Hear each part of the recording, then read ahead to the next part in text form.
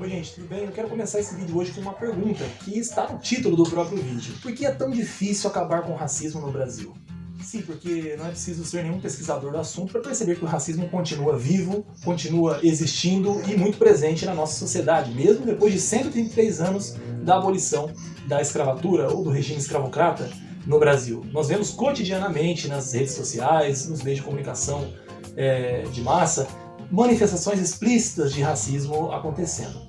E geralmente nós deixamos para o dia 20 de novembro para tratarmos dessa questão. Mas é uma questão tão grave, tão profunda na nossa sociedade que precisa ser tratada todos os dias. É como uma doença que, se você não faz um diagnóstico preciso, por mais grave que seja, por mais difícil que seja aceitar esse diagnóstico, você não consegue iniciar um tratamento.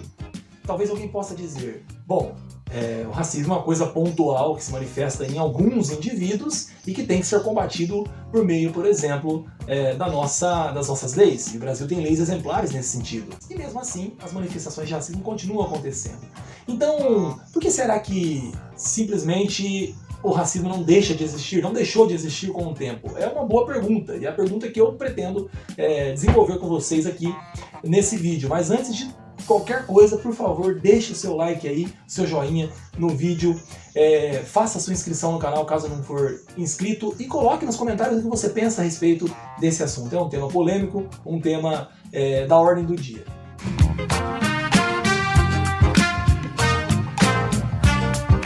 Bom, o primeiro ponto para nós começarmos a discutir sobre esse assunto é entender que quase sempre o que o senso comum entende por racismo não é todo o problema, ou melhor, é apenas uma pequena parte, é a superfície, é a epiderme do problema. Porque o que nós entendemos por racismo normalmente são posturas, comportamentos individuais que fazem acepção, discriminação de pessoas em função da cor da pele.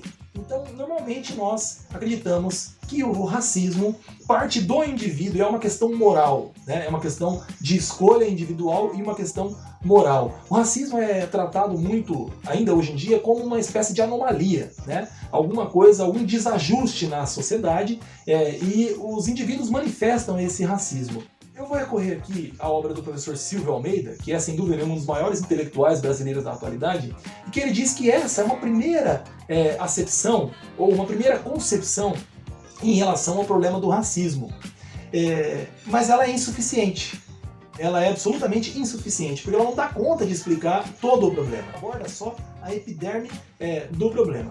Um segundo nível, dentro dos estudos sociológicos, para entender o problema do racismo, é o nível institucional. Então, a concepção ou a perspectiva institucional do racismo. O que seria isso? Então, o racismo não é só um problema comportamental que se manifesta nos indivíduos, é também um problema que está nas instituições. Então, as instituições, no seu funcionamento, elas reproduzem o racismo, reproduzem a segregação, reproduzem a discriminação com base na cor da pele, por exemplo. Mas existe ainda um terceiro nível, que seria o mais profundo, né, que seria o nível da perspectiva estrutural. Então, a ideia de racismo estrutural ela é central para nós entendermos o que acontece em países como o Brasil, como os Estados Unidos, que tiveram séculos de escravidão.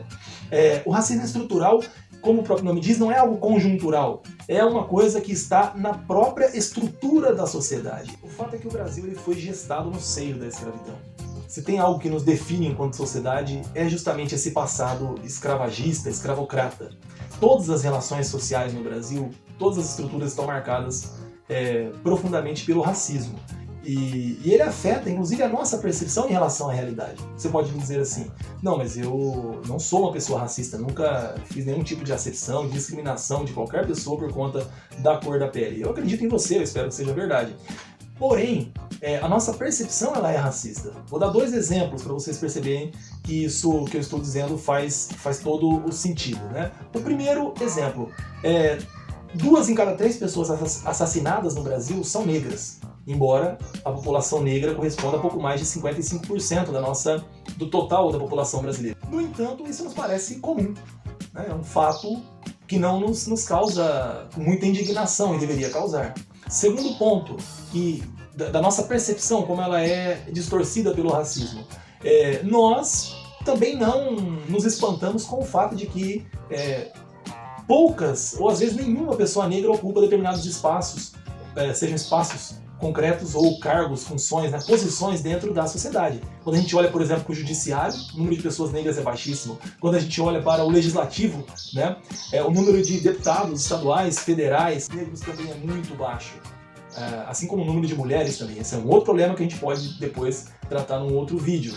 Não nos causa espanto que nos colégios particulares, nas universidades privadas ou nas universidades públicas, naqueles cursos mais concorridos, a quantidade de pessoas negras seja também praticamente irrisória, quando não inexistente. Então vejam, a nossa percepção em relação a isso, ela é totalmente distorcida pelo racismo que nos constitui enquanto sociedade, né? Outra coisa interessante, no Brasil, ter raça é ser negro, ser branco é não ter raça. Então, o negro ele automaticamente é racializado, como se o ser branco, que também é uma construção social, não fosse ter uma raça. Na verdade, a rigor, nós sabemos, raça é uma só, é a raça humana, né? Quando nós falamos da cor da pele, atribuímos a uma determinada cor uma raça específica, né? Isso é uma construção social que vem do período ainda da escravidão.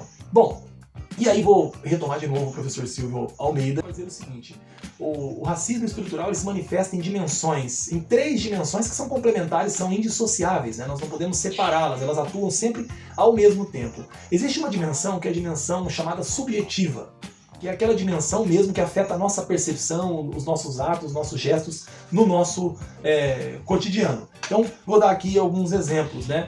O medo que, em geral, pessoas brancas sentem de pessoas negras em algumas circunstâncias específicas, por exemplo, né, caminhando numa determinada via pública à noite, num certo horário, uma pessoa branca avista uma pessoa negra e ela sente medo. Essa é uma manifestação, né, dessa percepção, dessa subjetividade racista que nós carregamos. Outro exemplo é a linguagem. Nossa linguagem está repleta de palavras, de expressões racistas, né, que nós muitas vezes reproduzimos no dia a dia sem nos darmos conta de que são racistas. Por exemplo, né, expressões como coisa de negro ou coisa de preto, coisa ficou preta, né, o próprio verbo denegrir, tudo isso indica, dá um sentido, uma conotação negativa, depreciativa, a cor da pele negra, né? Então esse é um primeiro ponto. Poderia falar também das brincadeiras racistas, das piadas racistas, né? Que na minha época, por exemplo, de criança, eram muito comuns, as pessoas reproduziam isso sem nenhuma preocupação, né? E agora há um cuidado maior, felizmente, se discute bastante sobre isso, mas ainda continuam sendo feitas, né? E há muita gente que gosta de rir desse tipo de brincadeira sem graça e racista. E por último, as associações que fazemos imediatamente. Por exemplo, quando vemos uma mulher negra com uma criança branca, então automaticamente pensamos que seja a babá da criança e não a mãe da criança, né? Quando vemos, por exemplo, um homem negro com uma mulher branca, então deve ser o motorista, deve ser o segurança, nunca o cônjuge, nunca o marido, o namorado, né? Então, tudo isso vai compondo uma percepção enviesada, distorcida pelo racismo que está em nós, né? Que é preciso que nós combatamos cotidianamente. Segunda dimensão política, né? Ou institucional. Nós vemos que as instituições reproduzem o racismo. Vou dar 2 exemplos para vocês. Primeiro, o analfabetismo. O analfabetismo é 3 vezes maior entre negros que entre brancos. Veja, né, a desproporção, sendo que negros são a maioria, como eu já disse, mas não nessa proporção tão exagerada. O segundo exemplo é o encarceramento.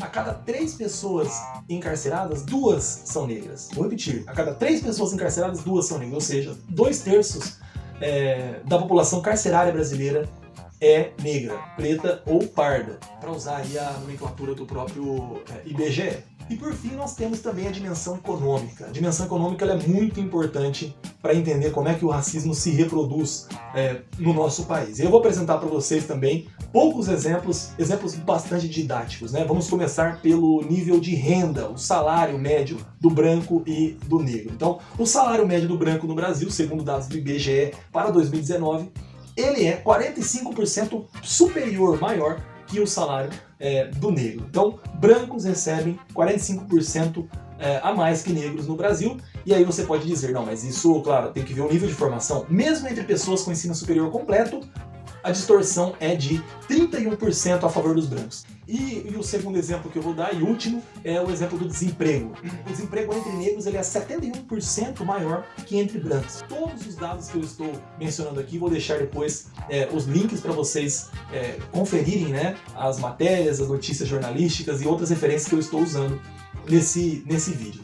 Então, vou concluir dizendo o seguinte: num país que tem esse fosso, esse abismo tão grande, né, que é social, que é político, que é institucional, que é subjetivo, entre brancos e negros, é mais do que necessário que sejam adotadas medidas de correção, medidas com tempo determinado, mas que possam corrigir essas distorções. E essas medidas são as chamadas políticas afirmativas. As políticas afirmativas, como por exemplo a política de cotas raciais para ingresso em concurso público, em universidades, elas são indispensáveis num país que tem distorções tão grandes, né, como é o caso do nosso país. E por último, eu quero dar uma palavrinha com vocês muito rápida, muito breve, sobre a questão do lugar de fala. Né? Talvez alguém pense, bom, mas o que esse cara branco, né, de classe média está aí falando sobre a realidade dos negros? Bom, de fato eu não tenho lugar de fala, eu nunca sofri racismo, eu não sou negro.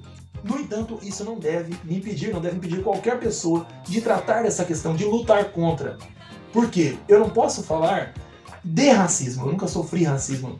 No entanto, eu posso falar sobre o racismo, eu posso combater o racismo. E aí vou fechar com uma frase incrível, né, da grande Angela Davis, que num país racista não é suficiente não ser racista, é necessário ser antirracista.